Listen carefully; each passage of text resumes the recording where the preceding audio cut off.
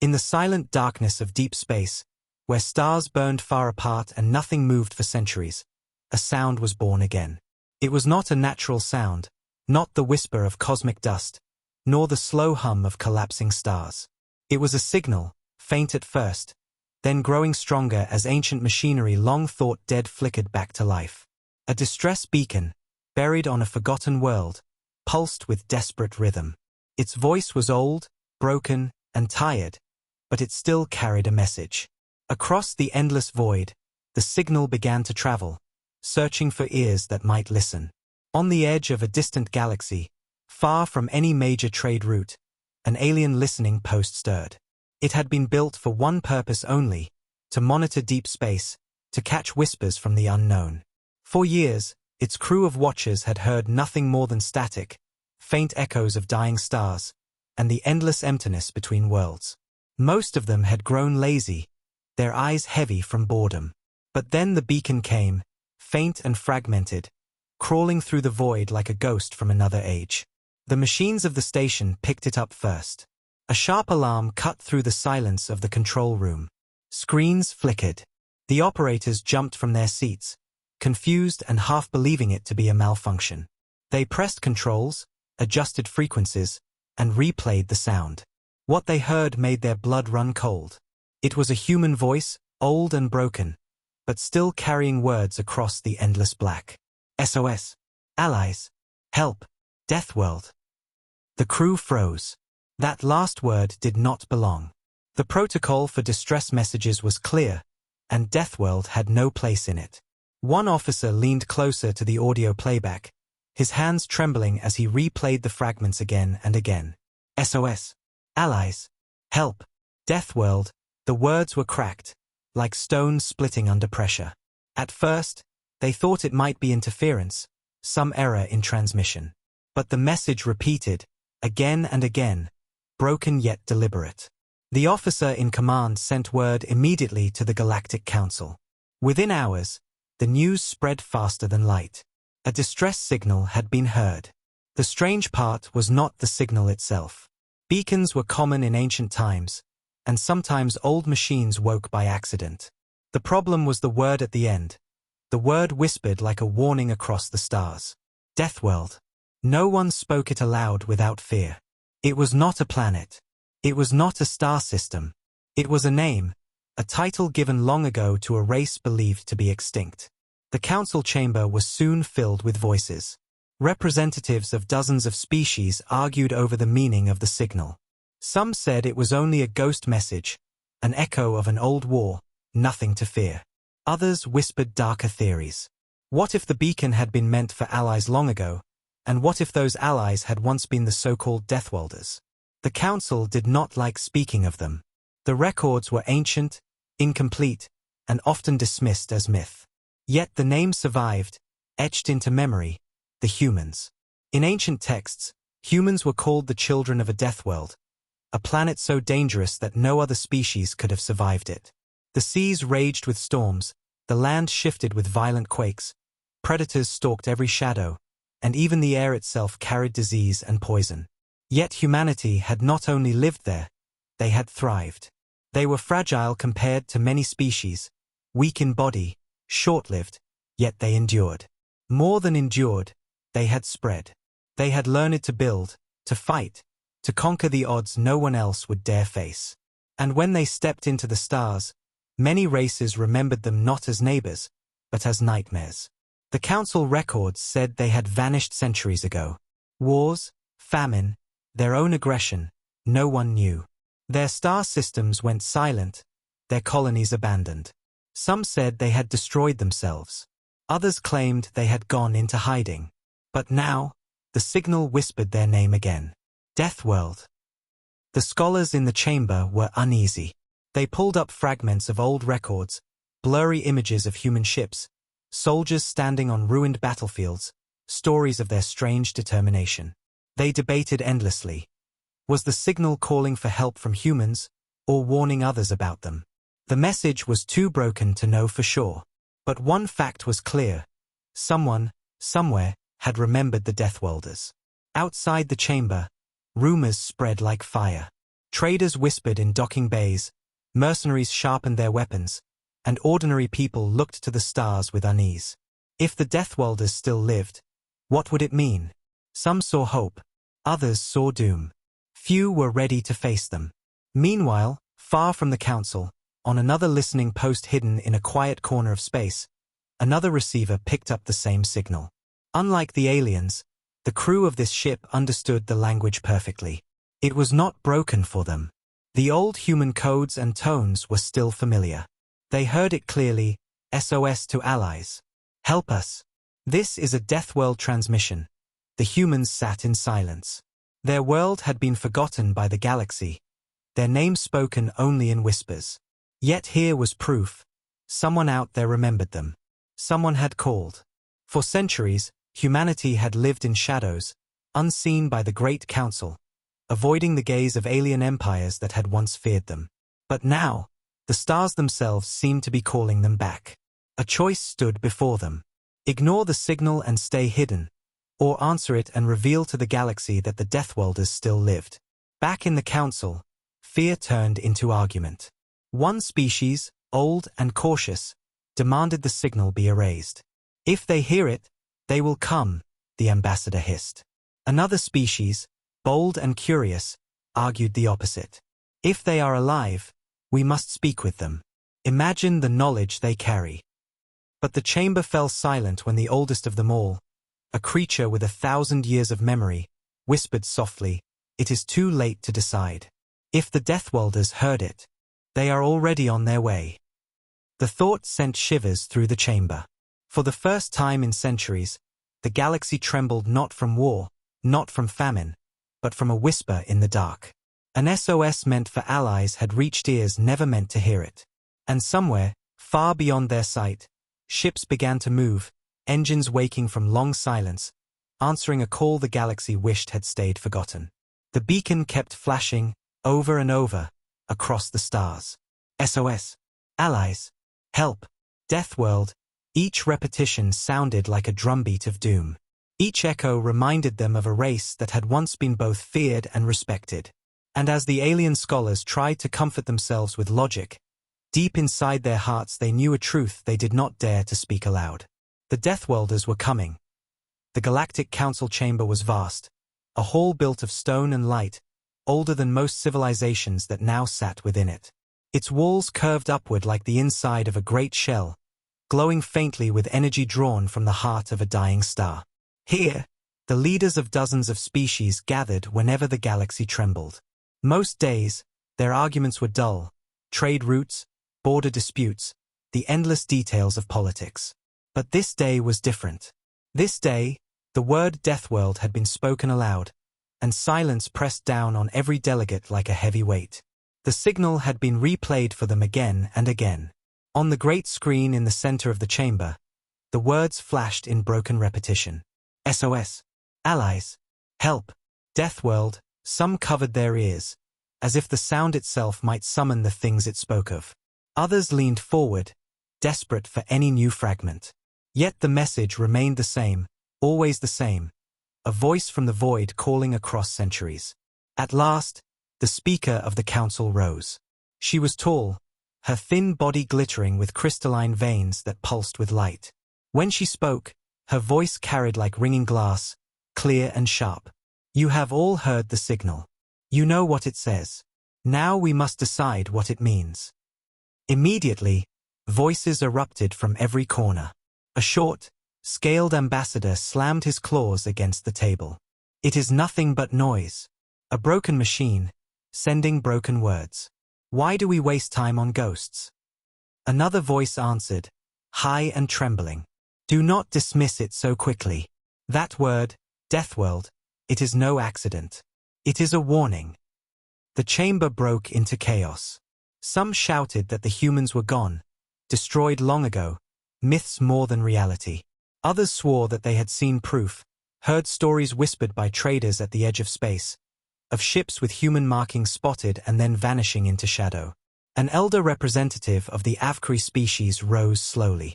His body looked frail, wrapped in layers of dark cloth, but his eyes burned with memory.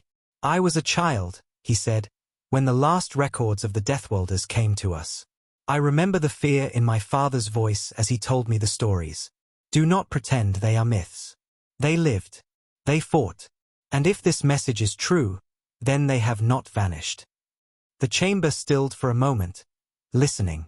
The HFY spoke with no need for exaggeration. He had seen the aftermath of human wars, colonies stripped bare not by plague or famine, but by survival itself. He had seen planets where no other race could live, yet humans had built homes there, laughing at dangers that would have killed others within hours. He had seen their ships, small and thin compared to the great cruisers of the Council, yet equipped with weapons that tore through armor as if it were paper. Another voice shouted from across the chamber. It belonged to a representative of the Volthari, a warlike species proud of their strength. His deep voice echoed through the chamber. If they still exist, then we should welcome them. They were fighters, survivors, allies worth having. A wave of angry voices answered at once. Allies? Or conquerors? Would you invite predators into your nest? Do you not remember the stories? The Volthari pounded his chest with a heavy fist. I remember them well. And I remember that when the galaxy was in flames, they did not hide. They stood against enemies stronger than themselves. They fought when others fled. A thin, trembling delegate of the Olyri species spoke next. Her kind were peaceful scholars, frail and long-lived. Her voice was almost a whisper, yet it silenced the room more than any shout. They fought, yes, but they also destroyed. The archives say they were merciless. They burned cities to ash. They poisoned skies. They left entire planets unlivable. Is that the kind of ally you seek? The council fell into uneasy quiet. No one could deny either truth. Humanity had been both savior and destroyer. Heroes to some, nightmares to others. And now, the beacon reminded them that the Deathworlders might walk among the stars again. The Speaker of the Council raised her hand for silence. We cannot afford division.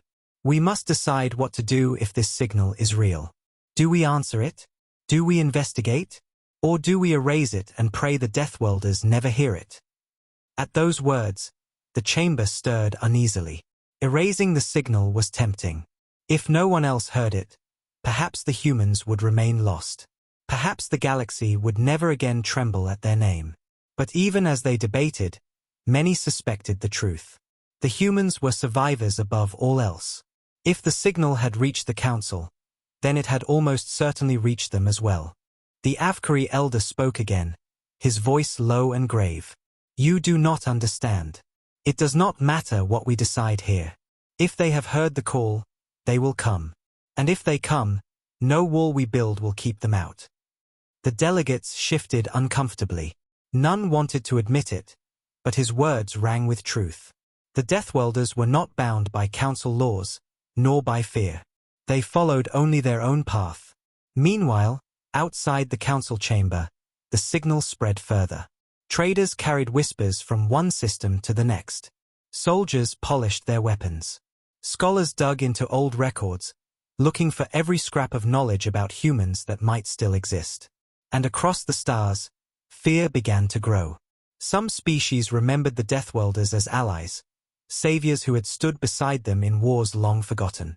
To them, the signal brought hope. Perhaps the humans would return to shield them once more.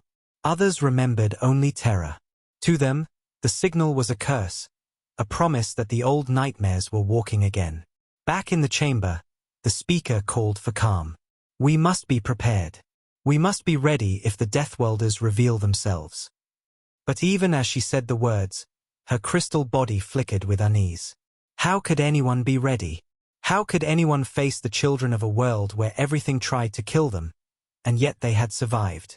The council voted to send reconnaissance ships to trace the signal's origin. Quietly, in hushed tones, they also prepared for war. Fleets were ordered to the edges of council space, weapons powered, defenses strengthened. They told themselves it was only caution, only protection.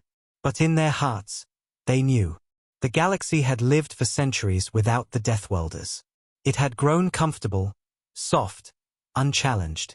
Now, with a single broken message, that comfort shattered. Every ambassador, every soldier, every scholar felt the same chill. The Deathworlders were not forgotten. They were feared. And if they returned, the galaxy would never be the same again. And far away, in the cold dark, ships with human markings already stirred, silent and unseen. The SOS had been heard, and the Deathworlders had begun to move. The signal did not stop. It pulsed again and again, echoing through the stars like a heartbeat from the grave. Most believed it was only reaching the Council's monitors, the scattered stations, the curious ears of scholars. But the galaxy had forgotten one thing. In the far reaches, beyond the mapped routes, beyond the comfortable trade lanes, humanity still listened. They had been silent for centuries. Once, their fleets burned bright across the stars, their colonies growing on planets others thought uninhabitable. Then came silence. Wars, disasters, or perhaps a decision to vanish. No one knew. But the humans had not died. They had gone into the dark, watching and waiting. And when the SOS rippled across the void, their machines stirred to life. On a cold station orbiting a forgotten world, old receivers hummed with power. The sound reached the ears of men and women who had been taught to never forget the old ways. The message was cracked for the Council, but not for them. The code was theirs. The voice was theirs. To them, it was clear. SOS to allies. Help us. Death World transmission. The words were not broken, not strange. They were familiar, like a voice from home. A commander stood at the console, listening in silence. His uniform was plain, unmarked, but his presence carried authority. His face was lined with years, eyes sharp from battles fought long ago. Around him, the crew waited for his word. None spoke, but all of them understood the weight of what they had just heard. The commander finally spoke, his voice low and steady. Someone out there remembers us. No one answered. They didn't need to. The silence of space carried its own meaning. For generations, humanity had stayed hidden, surviving on worlds abandoned by others, keeping their numbers secret. They were ghosts, shadows among the stars, waiting for the right moment. And now, perhaps, that moment had come. Far across the galaxy, the Council argued about myths and fears. They debated what the signal meant. They wondered if the humans were gone. But here, in the cold quiet of a hidden station, there was no debate. Humanity lived. Humanity listened. And humanity had a choice to make. The crew replayed the message again, analyzing every word. The distress beacon was old, older than any of them, but the code was unmistakable. It had been written by human hands. Somewhere, some part of their kind had sent this call. Maybe it was centuries ago. Maybe it was now. Time did not matter. What mattered was the meaning. Allies. Help. Deathworld. The commander turned to his officers. Prepare long-range scouts. We need to know where this came from. His words cut the silence like a blade. There was no hesitation in his tone, no question. Orders were given, and the crew moved quickly. Engines that had slept for years powered up. Old ships, built not for comfort but for endurance, began to wake. Humanity did not need great fleets anymore. They needed only purpose. As their ships moved, humanity remembered its nature. They were the children of a hostile world, born from storms and fire. Where others perished, they endured. Where others fled, they advanced. And now, once more, the galaxy had called them. The Council, of course, did not know that their fears had already come true. They argued about whether to erase the signal or to investigate it, believing they still had control. They did not understand that the unwanted audience, the very ones they feared, had already heard it. Humanity was no longer a whisper in legends. They were awake. In secret bases carved into asteroids, in stations hidden behind gas giants, in colonies tucked away on worlds too harsh for others, the signal spread. It reached captains, soldiers, engineers, families. Each person who heard it felt the same chill, the same stirring of something ancient. The words were not just a call for help. They were a reminder of identity. Deathworlders. That was what the galaxy had called them, with fear and awe. And though humans rarely used the word themselves, they could not deny its truth. One young officer, her eyes wide with unease, finally spoke aloud what others thought. If we answer this call, the galaxy will know we still live. The commander looked at her, his expression unreadable. Yes, he said simply. She hesitated, then asked, and if they fear us? The commander's lips curved, not in a smile but something colder. Then they will remember why. Those words hung heavy in the air. Humanity was not cruel by nature, but neither were they weak. They had learned long ago that the galaxy respected only strength. And if strength meant fear, then so be it. The scout ships left the hidden station, slipping into the void without fanfare. Their drives burned faintly, invisible to most senses. They moved like hunters, quiet and patient. Their task was not to conquer, not yet. Their task was to follow the call, to find the source, to understand who had dared to reach out with words that stirred the ghosts of history. Back at the council, scholars spoke nervously of possibilities. It might not be humans, one insisted. Perhaps another race has used their codes. Another shook his head. No one else would dare. No one else could. An ambassador from a minor species whispered, almost too softly to hear, if the Deathworlders live, then the balance of the galaxy is broken. His words were drowned in argument, but those who heard them did not forget. The council prepared fleets, but their movements were clumsy, obvious. They thought themselves ready for war, but they did not know their enemy. They thought of the humans as myths, shadows. They did not understand that shadows could move, could strike, could reshape the world. Meanwhile, in the dark corners of the galaxy, humanity prepared. Not with speeches or politics, but with silent efficiency. Weapons were checked. Ships were fueled. Plans were drawn. The signal had called for allies, but humanity knew better than to trust such words blindly. To them, every message was both plea and trap. They would go. They would see. And they would decide. The commander returned to his quarters, staring out at the stars beyond the glass. He had lived his life in the quiet shadow of extinction, always told that the galaxy had forgotten them, that they must remain hidden. But now the galaxy remembered. The signal was not just a cry for help. It was a spark. And sparks could start fires. He whispered to himself, though no one was there to hear. We are not forgotten. Not anymore. And as his words faded into the silence, far across the galaxy, other human commanders, captains, and leaders whispered the same. From one hidden stronghold to another, the Deathworlders stirred. The SOS had reached its audience. Not the allies it was meant for, but the ones the galaxy had hoped were gone. The unwanted audience had heard the call. And they were coming. The council chamber was restless. Word of the signal had already spread far beyond what anyone wanted. It could not be hidden anymore. Traders whispered about it in markets. Smugglers carried rumors to outlaw ports. Soldiers spoke of it in barracks with nervous voices. And everywhere, the same word appeared again and again. Deathworlders. For many in the galaxy, it was just a story told to frighten children. A tale of fragile creatures who rose from a planet that should have killed them, who then walked among the stars and made empires tremble. But to the oldest members of the council, it was not myth. It was memory. They had seen what humans were, what they could do. And the thought of them returning filled even the bravest hearts with dread. In the council's great archives, records were dragged out from dusty vaults. Holograms flickered to life, showing ancient battles. Small human ships darting like wolves around larger fleets, striking with impossible precision. Colonies built on worlds where storms raged and volcanic fire never slept. Images of human soldiers, faces hard and eyes burning with determination, standing on ground soaked in blood, yet refusing to fall. These were not stories. They were history. An elder of the Olyri species, her frail body shaking, stood before the assembly. Her voice trembled as she spoke. We told ourselves they were gone, that their wars consumed them, that time erased them. But they are not gone.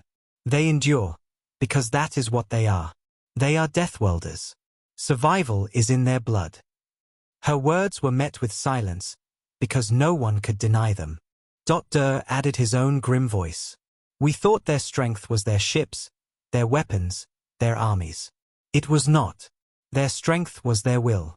They never stopped. They never surrendered. Even in defeat, they grew sharper, harder, like steel beaten on fire. That is what we face if they return.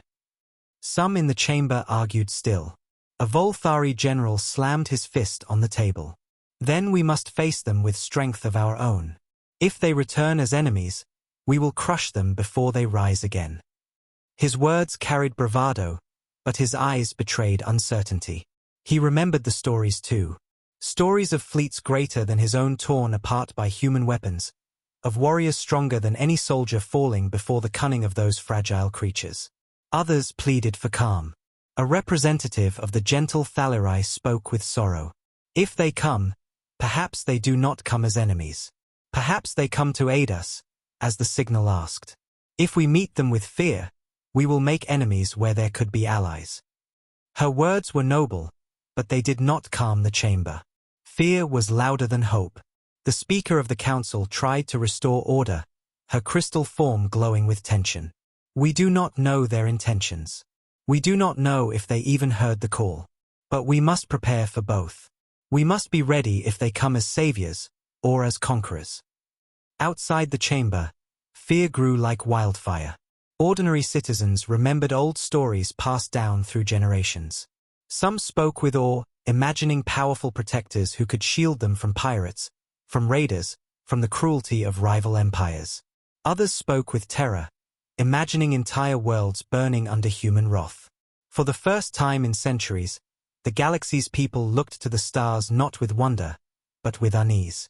Meanwhile, in the deep archives, a secret council of scholars met in private. They were the keepers of the oldest records, files so ancient they were often dismissed as legend. One by one, they brought up data on human physiology, psychology, and history. The details unsettled them. Humans were not the strongest. Their bones were fragile compared to the Volthari. They were not the fastest, not the longest-lived, not the most intelligent. By all measures, they should have been insignificant. But their homeworld, Earth, had shaped them into something else entirely. Gravity heavier than most worlds, weather violent and unpredictable, predators cunning and relentless. Disease that killed without mercy, forcing humans to adapt or die. On a world like that, weakness did not survive. And so the humans had learned to endure pain longer than most species thought possible. They had learned to adapt faster, to turn every failure into a lesson, every loss into a reason to fight harder. The scholars whispered among themselves. They are the most dangerous kind of being. Not because they are strong, because they refuse to be weak. The council began to prepare defenses. Fleets were recalled from borders. Weapons were tested. Fortresses long left unused were repaired. All of it was done in the name of caution, but everyone knew the truth. They were not preparing for pirates, nor for rival empires. They were preparing for Deathworlders. But even as they made their plans, they knew it might be useless. The humans had a way of turning every weakness into strength. Walls could be broken. Numbers could be deceived. Strategies could be turned inside out. Against an enemy like that, what defense could truly stand? Far from the council, on worlds at the edge of known space, whispers turned into fear. Traders avoided dark routes where the signal might have been traced. Smugglers swore they had seen ships moving in the void, silent and fast, marked with symbols no one recognized. Some claimed they had met humans already, living in shadows, waiting for the right moment. The story spread, and with every telling, fear grew sharper. On one world, a child asked her mother, "Are the Deathworlders real?" The mother hushed her quickly, looking around with wide eyes. "Do not speak that word. Not here. Not now." But the child's question lingered in the air, because the mother did not answer it. Back in the council chamber, the debate grew more desperate. Should they seek the humans out, to show they did not fear? Should they hide, hoping the humans would pass them by? No one could agree. The speaker's voice rang through the noise. "We do not control this. If the Deathworlders live, they will decide, not us. And she was right. Because already, beyond the Council's sight, humans had begun to move. Their scouts followed the signal, tracing its path. Their commanders spoke of preparation, of caution, but also of opportunity. For the first time in centuries, the galaxy remembered their name. And humanity would not let that chance slip away. In hidden bases, weapons were awakened. In quiet colonies, families whispered of change. Soldiers sharpened their blades, pilots checked their ships, leaders gathered in secret. The SOS had reached them, whether by accident or by fate. And they would answer. Not as the galaxy hoped. Not as the Council feared. But as Deathworlders always had, on their own terms. The galaxy slept uneasily. The SOS still lingered in every transmission, like a shadow across the stars. The Council tried to keep order, but fear was a tide no wall could stop. While governments argued and fleets repositioned, another force began to stir, quiet, steady, and determined. Humanity. They did not answer the signal openly. They did not reveal themselves in grand messages or bright displays. That was not their way. Instead, they prepared in silence, the way they always had, by watching, by learning, and by moving where no one expected. Hidden colonies that had been forgotten even by their own kind suddenly came alive. Long dormant stations, disguised as dead rock, began to hum with power again. Generators lit up, hangars opened, and ships that had been sealed for generations were awakened. In the cold dark, humans sharpened their claws.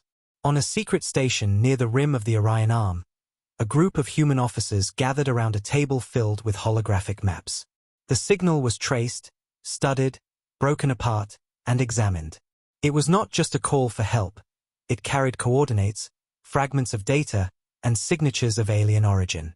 A captain leaned forward, his voice steady. If they sent this, they are desperate. Desperate enough to risk everything. Which means the galaxy is not as calm as we thought. Another officer, her eyes sharp with suspicion, replied. Or it is a trap. Bait left for us to bite. The room fell silent for a moment. They all knew it was possible. Humanity had made enemies long ago, enemies who feared them so deeply they would do anything to prevent their return. But then the commander, a man with lines carved deep into his face, spoke. His voice carried no fear, only certainty. Trap or not, it doesn't matter. The moment the signal went out, our existence was confirmed. The galaxy is watching. So we prepare. Not for their sake. For ours. And so the humans began to prepare. Quietly. Efficiently. Without noise. Without boasting. Factories long hidden beneath barren moons started forging weapons unlike any the galaxy had seen for centuries. Metal was reshaped into sleek frames, into armor that could withstand more punishment than any known material. Engineers worked day and night, guided not by orders but by instinct, by the knowledge that survival required readiness. On distant worlds, human soldiers trained. They were not vast in number, never had been. But numbers were never their weapon. Their strength was different. They trained in storms, in freezing winds, under crushing gravity. They carried weights until their muscles screamed, then carried more. They fought each other not to win, but to learn. Pain was their teacher, exhaustion their ally. When they fell, they rose again, because that was the only choice humans had ever known. Pilots too returned to their craft. In vast simulators, they relived battles long past, facing enemies that no longer existed but whose strategies had scarred history. They learned to think faster, to move like shadows, to strike where no one expected. A young pilot asked her instructor once, "What if they outnumber us?" The instructor gave the human answer, the only one that mattered, "Then we outthink them." But it was not only soldiers and pilots who prepared. Ordinary humans did too. Farmers on hidden colonies began storing food, stockpiling supplies not for themselves, but for the long campaigns they knew would come. Scientists worked in secret, developing medicines, tools, and machines designed for survival in the harshest places. Children were taught the old stories, the truth of who they were. Not myths, not legends, lessons. The galaxy thought humans fragile, but fragility was only what one saw on the surface. Beneath, they were steel. And now, with the signal stirring old memories, they reforged themselves into what they once had been. Still, they moved carefully. Humanity had learned long ago that showing too much strength too soon brought enemies faster than allies. So they worked in shadows, sending scouts into space disguised as traders, explorers, wanderers. These scouts listened, watched, and mapped the shifting powers of the galaxy. And what they found was exactly what the commanders had feared. The galaxy was not united. Empires whispered against each other, preparing for wars that had not yet come. Pirates grew bold, raiding with greater force, knowing the Council's eyes were elsewhere. Old rivalries resurfaced, each species preparing for the worst. And in the middle of it all, the signal had lit a fire of fear. Some powers wanted the humans back, praying they could be saviors. Others wanted them buried forever, before their name became more than a whisper. The scouts returned with their reports, and humanity adjusted its plans. Not rashly, not with panic, but with precision. If they fear us, one strategist said, then fear is a weapon. Let them fear shadows before they ever see our face. And so rumors began to spread, deliberately. Ships sighted where none should be. Strange symbols on asteroids. Ghost transmissions in the dark. The galaxy could not tell what was real and what was lie, and that uncertainty became a weapon sharper than any blade. Meanwhile, deep in a hidden vault, the greatest preparations took place. There lay the old weapons, the ones too dangerous to ever use unless there was no other choice. Weapons that had ended wars, that had made empires surrender without a single shot. The guardians of these weapons stood watch in silence, waiting for the day they might be needed again. But preparation was not only about war. Humanity had always understood that survival meant more than weapons. It meant unity. So leaders reached out to forgotten colonies, to scattered groups who had left Earth long ago. Messages were sent in secret, carrying only a few words: "We are not gone. We prepare." And those who heard answered in the same way: "We endure." In time, the scattered embers of humanity began to glow brighter. Worlds that had lived in silence now pulsed with hidden strength.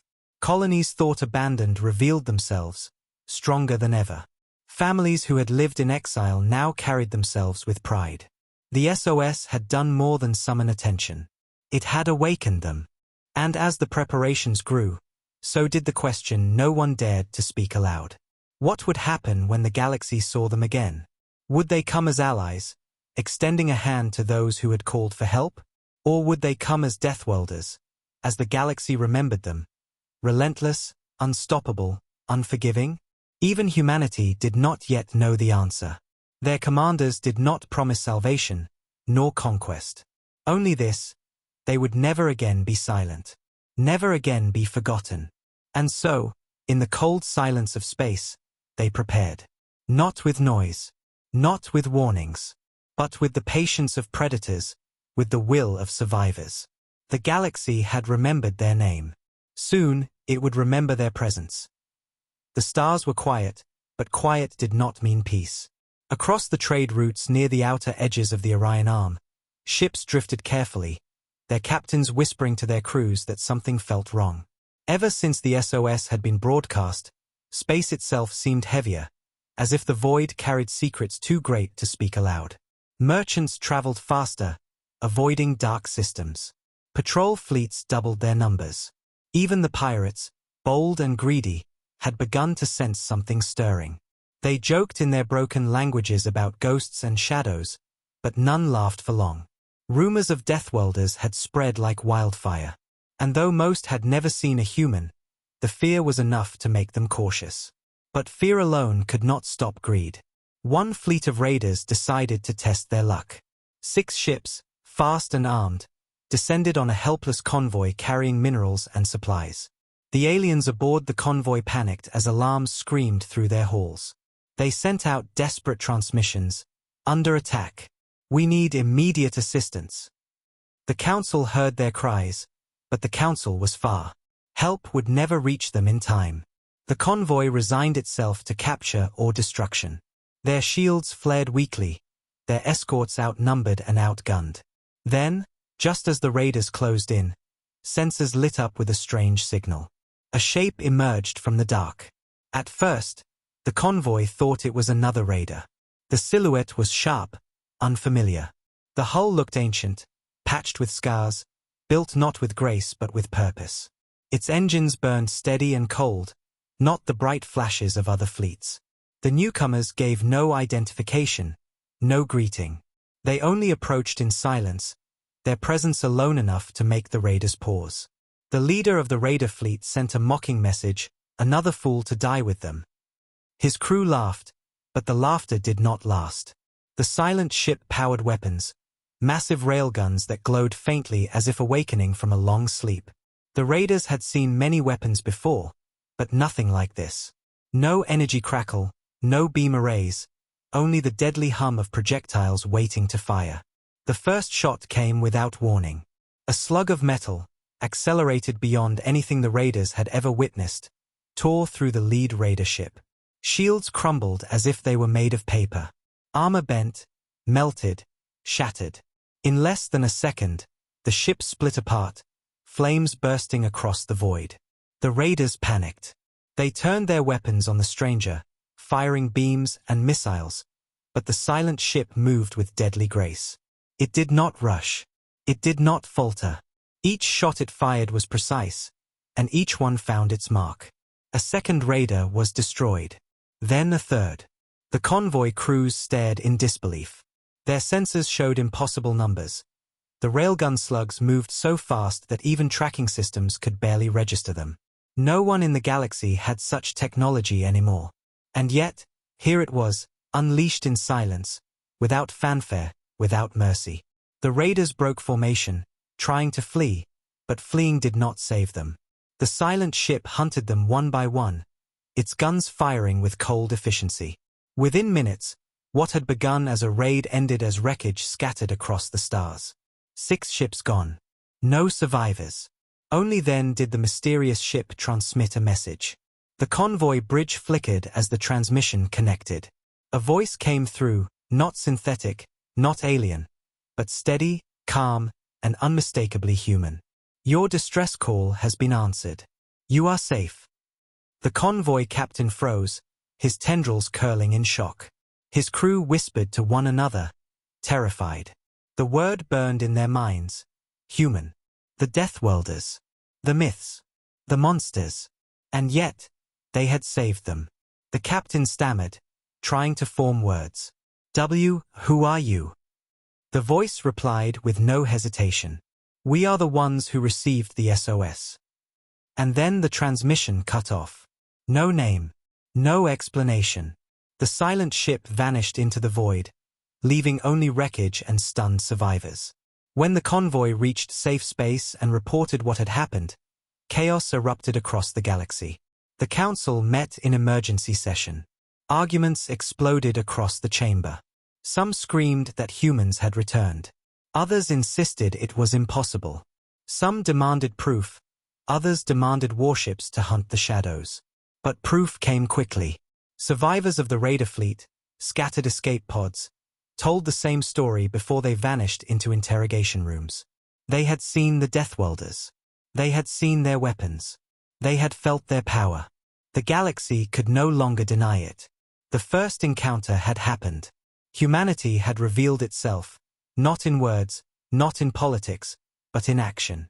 And that action was enough to shatter every lie told about their extinction. Whispers spread faster than light. Merchants spoke of ghost ships appearing in trade lanes. Soldiers told stories of weapons that could tear through fleets with a single shot. Children heard bedtime tales twisted into warnings, behave, or the Deathworlders will come. But beneath the fear, something else stirred. A quiet hope. The convoy survivors did not speak of monsters. They spoke of saviors. They told of the calm, steady voice that promised safety. They told of the silent ship that had destroyed the raiders without hesitation. They told of humanity, not as legends, not as myths, but as protectors who had returned when the galaxy needed them most. The council tried to control the story, but it was too late. Rumors had become truth, and truth had become unstoppable. Humanity was no longer forgotten. They had entered the stage again, not with banners or grand speeches, but with a single, terrifyingly clear message. They were back. And as the galaxy debated what this return meant, far away in the dark, more human ships began to stir. The first encounter was only the beginning. The signal had been sent in desperation. The aliens who sent it had hoped for friends, for allies who could bring protection and comfort. Their world was weak, threatened by enemies on every side. Their fleets were thin, their weapons outdated, their people frightened. The SOS had been a cry into the void, a plea for mercy. They had dreamed that benevolent powers would answer. But the ones who came were not the allies they expected.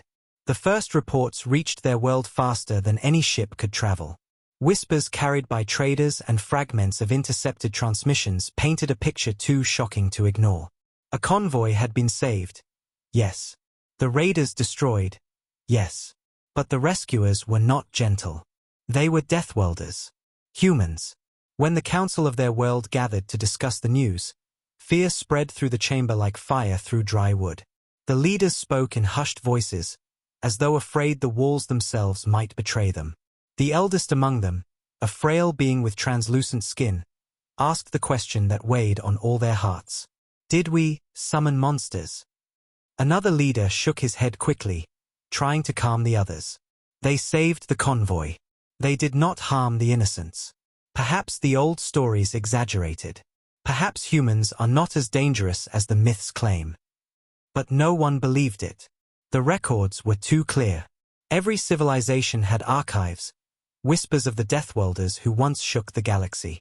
The stories were filled with battles where humans fought like demons, where their ships turned the tide against impossible odds, where their worlds endured conditions no other species could survive. Myths or not, the stories all agreed on one thing: humans were dangerous beyond reason. Now, those same humans had heard their call. The chamber fell into silence, each leader realizing the same truth. Their SOS was not just a request for help. It was an invitation. And the ones who answered might not leave once the helping was done. The civilians of the world learned of the rumors, and panic began to spread. Markets emptied, ships were readied for escape, and whispers filled the streets. Some prayed that the Deathworlders would be saviors. Others begged their leaders to shut down every communication array, to deny the signal and claim it was never theirs. But it was too late. The beacon had gone out, and humanity had heard it. When the humans finally arrived, the aliens watched the skies with dread. Their fleet was not large, not like the massive armadas of other empires, but every ship carried a weight the aliens could feel. Their hulls were not beautiful. They were scarred, functional, sharp-edged. Weapons protruded like claws, silent and menacing. The humans did not broadcast songs of peace. They did not announce their arrival with speeches. They simply entered orbit, watching, waiting. The alien leaders debated endlessly on how to respond. Some urged diplomacy, fearing that any sign of weakness would invite destruction. Others argued they must beg forgiveness and plead for mercy. A few, more desperate, whispered the unthinkable: that they should ally themselves to other empires and unite against the Deathworlders before it was too late. But fear prevented action. No one dared move first. Finally, a message came from the human flagship. It was not long, not dramatic. A calm voice simply said, "We received your SOS. What is your emergency?" The words echoed across their halls, repeated again and again. What was their emergency? At first, it seemed obvious. Their enemies were strong, their world weak. But when they thought more deeply, the answer became dangerous. If they admitted weakness, would the humans exploit it? If they asked for help, would the humans leave once the threat was gone? Or would they remain as rulers? The aliens realized their hope had been shattered. They had wanted kind allies, protectors who would fight for them but ask nothing in return. Instead, they had called forth predators who might decide the world was worth keeping. And the worst part, the humans had not yet shown their true strength. If one ship could destroy 6 raiders in minutes, what could an entire fleet do? The world slept uneasily that night, every citizen staring at the sky. Children asked their parents if the monsters from the old stories had returned. Parents had no answers. Even the priests who once promised peace from the stars now spoke only in fearful tones. The Deathworlders had come, and nothing would ever be the same again.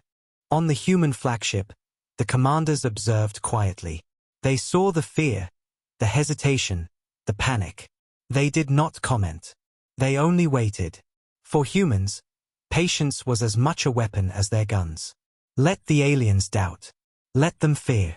When the time came, fear would make their choices easier to control. The alien leaders finally responded. Their voices trembled as they transmitted the message.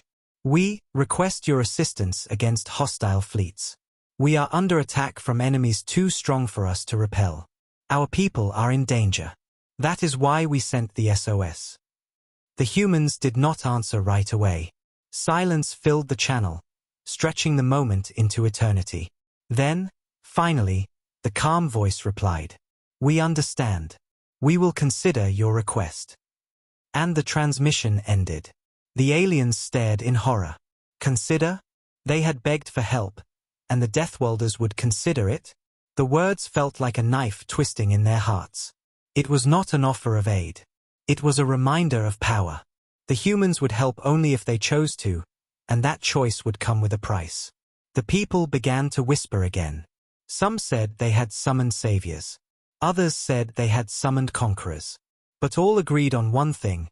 The SOS had been a mistake they could never undo.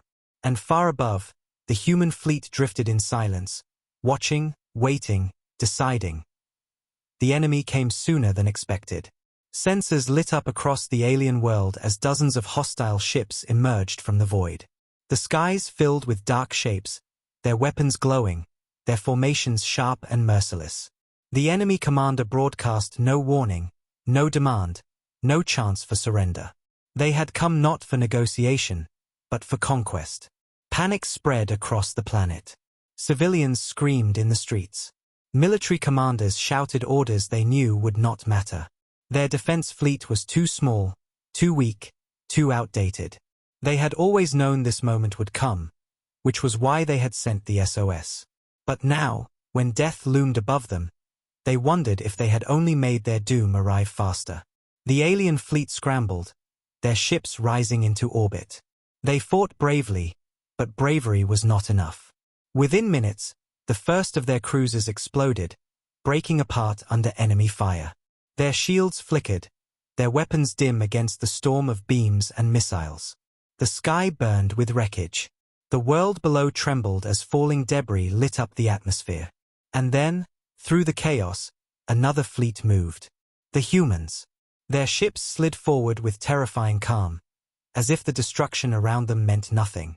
No panicked maneuvers. No desperate chatter. Just silence and precision. The alien defenders who still lived saw them appear on their sensors and felt something colder than fear, dread. For the first time, they understood what it meant for predators to enter a battlefield. The enemy noticed too. They adjusted their formation, preparing for the newcomers. Their commander sent a mocking transmission. You come to die with them? Very well. The humans did not respond. Their answer came in the form of fire. The first volley from the human railguns shattered the silence of space. Slugs of solid metal, moving faster than thought, ripped through the enemy formation. One ship vanished in an instant, torn apart before its shields even flared. Another twisted violently, its hull caving in as if struck by an invisible hammer. A third simply split in two, its remains drifting in silence. The galaxy had forgotten what railguns could do. Energy weapons glowed and flickered, beautiful but fragile. Railguns were not beautiful. They were brutal, raw, unstoppable. The enemy fleet, which had crushed alien defenders with ease, now faltered. Their weapons still fired, but panic had entered their movements. The humans advanced slowly, methodically. Each shot they fired was precise, each one a death sentence. Enemy missiles streaked toward them, but the humans countered with point-defense cannons, shredding them in bursts of light. Beams lanced across the void, but the human hulls absorbed the hits, reinforced with materials no other race dared to use. One alien commander shouted in disbelief, his voice cracking as he saw his fleet collapse. How are they doing this? Their numbers are so few. But numbers had never been the strength of humans. It was their will, their refusal to die, their ability to fight with a ferocity no other species could match. A squadron of enemy ships tried to flank the humans, racing around the battle. The humans let them come closer, closer still, until they thought victory was certain. Then the human ships unleashed their secondary weapons, missiles that did not explode in bright light but in waves of magnetic force. The enemy ships froze mid-flight, their engines stalling, their systems collapsing. One by one, they were destroyed. On the planet below, the alien civilians watched the battle unfold on massive screens. At first, they wept in fear, certain the Deathworlders would destroy everything in sight. But as the enemy fleet burned, something strange happened. Their fear began to mix with awe. The humans were not gods. They were not demons. They were something far more terrifying. They were warriors who fought as if the galaxy itself had challenged them. The alien defenders tried to fight alongside the humans, but their ships were slow, their weapons weak. More than once, a human ship moved to intercept fire aimed at an alien vessel, shielding them with its own armor. The aliens could not believe what they were seeing. The monsters of legend, the Deathworlders, were protecting them. The enemy fleet realized too late that they had underestimated their foe. Their commander ordered a retreat, but the humans did not allow it. They hunted the fleeing ships with relentless precision. No mercy, no hesitation. The void was littered with fire as one by one, the enemy vessels fell. When the last ship exploded, silence returned to the stars. The humans did not cheer. They did not broadcast victory speeches. They simply ceased fire, drifting among the wreckage like silent predators satisfied with their kill. The alien world erupted in cries of shock, fear, and relief. Their people had survived, but the price was terror. They had seen power unleashed on a scale they could barely comprehend. The Deathworlders had answered their SOS. Yes. They had saved them from certain destruction. But the cost of that salvation was clear. The galaxy now knew exactly what humans were capable of. The alien leaders trembled as they watched the human ships reposition in orbit. They realized that survival had come not from allies, but from forces that could as easily destroy them as protect them. And yet, even as fear consumed them, another thought burned in their minds. If these beings choose to stand with us, who could ever defeat us? On the flagship, the human commander stood in silence. His officers reported the enemy destroyed, the planet secure. He nodded once, then gave the order that carried across the fleet. Hold position. We wait. Wait for what? No one knew. Perhaps for the enemy to return. Perhaps for the alien leaders to beg for protection. Or perhaps for the galaxy itself to understand that the Deathworlders were no longer myths. They had returned, and they had brought their power with them. The battle was over, but the message was clear. Humanity had unleashed its strength, and the galaxy would never forget what it had seen.